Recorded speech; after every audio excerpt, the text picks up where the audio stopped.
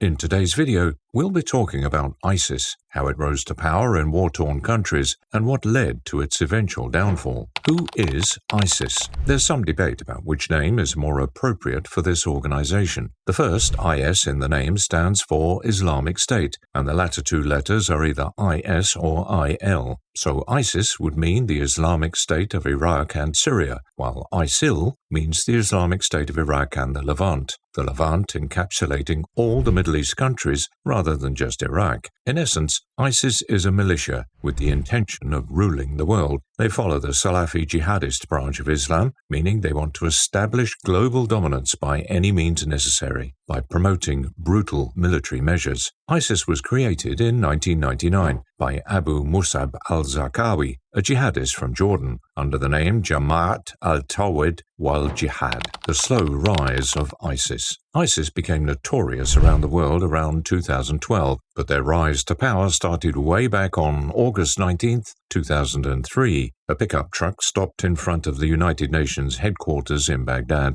and an explosion followed, felling half the building and killing top officials of the UN mission in Iraq. The leader of the mission, the Brazilian Sergio Vieira de Mello, was killed in the explosion, and 8 months later a recording of the bomb planning was leaked, saying they were on their God's mission to kill people on a list of cities. The recording ended with the name of Abu Musab al-Zarqawi. ISIS pledged allegiance to Al-Qaeda in 2004 during the US invasion. A key moment in creating a strong organization was the death of al-Zarqawi on 7th of June 2006. He was attending a meeting in a hidden safe house, or at least he thought so, when two US Air Force F-16 jets dropped laser-guided missiles on the building. A Special Forces unit had tracked him for some time and was unable to take him down up to this point, when they received intel from Iraqi leaders on his whereabouts. After Zarqawi's death, Al-Qaeda created an umbrella organization in Iraq, the Islamic State of Iraq, ISI,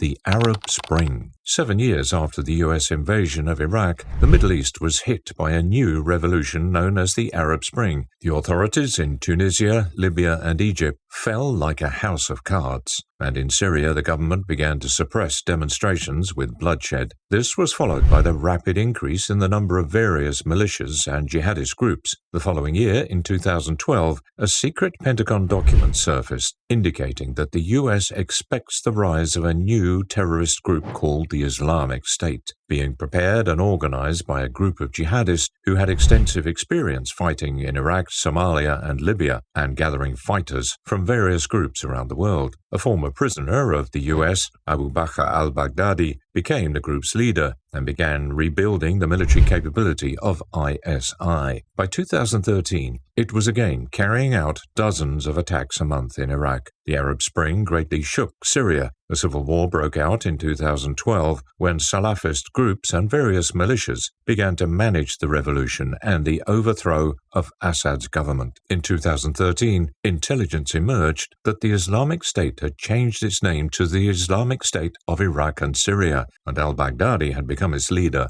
However, al-Baghdadi withdrew the groups that fought in Syria to Iraq, which was torn apart by the power struggles of the Shiites, who became dominant, and the Sunnis, who had to pay the price of supporting Saddam Hussein and the jihadists. The corrupt regime in Iraq began to crumble, but, thanks to the support of the Sunnis, ISIS captured Fallujah on June 10, 2014, and 4 days later, Mosul, the second largest city in Iraq after Baghdad. Mosul was northern Iraq's economic and political seat, and sat in a very oil-rich region, a crossroads of cultures and religions, where a large Christian minority lived. But when the city fell into the hands of a jihadist group, the mass liquidation of Shiites and Christians followed. It attracted the attention of the world's media, which for the first time began to take an interest in this organization. By the end of the month, ISIS consolidated power over a dozen cities and announced the creation of a caliphate, an Islamic form of government led by religion. By the end of the summer of 2014, ISIS had captured almost everything in the west of Iraq, and it was time to move to neighboring Syria. where al-Nusra had taken a leadership position among the jihadist groups. Due to its available equipment and trained soldiers, it slowly began capturing Syria. In August 2014, ISIS fighters crossed the border of Syria in a fleet of pickup trucks followed by tanks and other vehicles. By September 2014, they held territory along the Tigris and Euphrates rivers. At its height, ISIS controlled a territory with a population of 10 million and an area of 74,568 square miles, approximately the size of Great Britain. How was ISIS financed? This group is considered to be the richest in the world. From its inception, it relied on wealthy private donations and Islamic charities from the Middle East, eager to get rid of Syrian President Assad. But the group eventually became largely self-funded. ISIS, at its peak, earned several $1 million a week, or a total of over $100 million a year, from the sale to local middlemen of crude oil and oil derivatives. Those middlemen then smuggled the product to Turkey and Iran, or sold them to the Syrian government. Kidnapping also brought in at least $20 million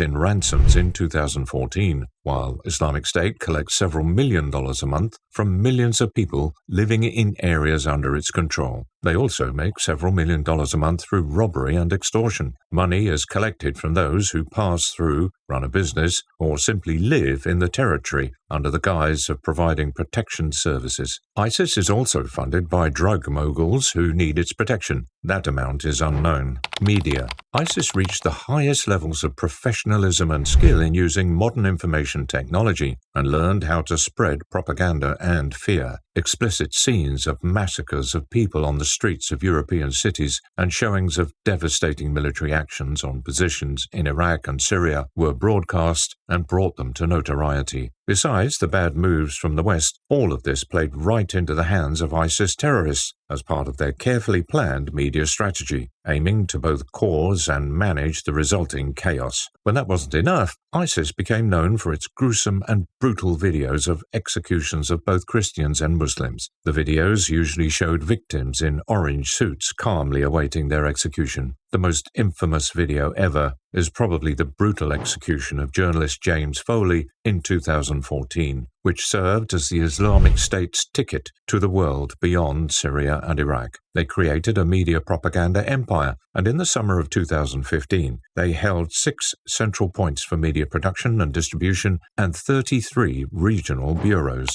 The fall of ISIS. The beginning of the end for ISIS began on September 30, 2015, when Russia joined the game. At first, they began destroying selected targets on the ground with precise hits of cruise missiles and guided bombs. In the following year, the territory controlled by ISIS was cut in half. At the end of 2016, the Syrian army captured Aleppo after 4 years of fighting and gained space for further action. Also, Turkey entered northern Syria and expelled ISIS from a significant area. But the real goal was to prevent the connection of Kurdish cantons. On the other hand, the Kurds were preparing their offensives in the northeast. In these conditions of battles on all sides, the only logical solution for the Syrian army was to march to the east to destroy ISIS. At that time, ISIS still held almost all of its territories, and at the end of 2016, during the battle for Aleppo, it took Palmyra again. The strategic offensive of the Syrian army to the east went in several directions. One route went precisely from the liberated Aleppo, and it was led by the Tiger forces. The other main route was towards Palmyra. First, Palmyra was liberated in March 2017, and quite easily, that is, unlike the first time a year earlier. Then, at the end of May, a huge territory the size of Luxembourg was liberated south of Palmyra in just a few days. With the assistance of the Russian and American armies, Iraq was completely liberated from ISIS influence. Funnily enough, in the years after, the U.S. Army crippled ISIS even more while Donald Trump was in office. But, despite the blows, ISIS remains a huge threat, and they continue their activities. If left alone, they may rise back to full power. That's it for today's video. If you enjoyed it, make sure to leave a like and subscribe. Also, ring that bell so you don't miss any of our future uploads. Until the next time.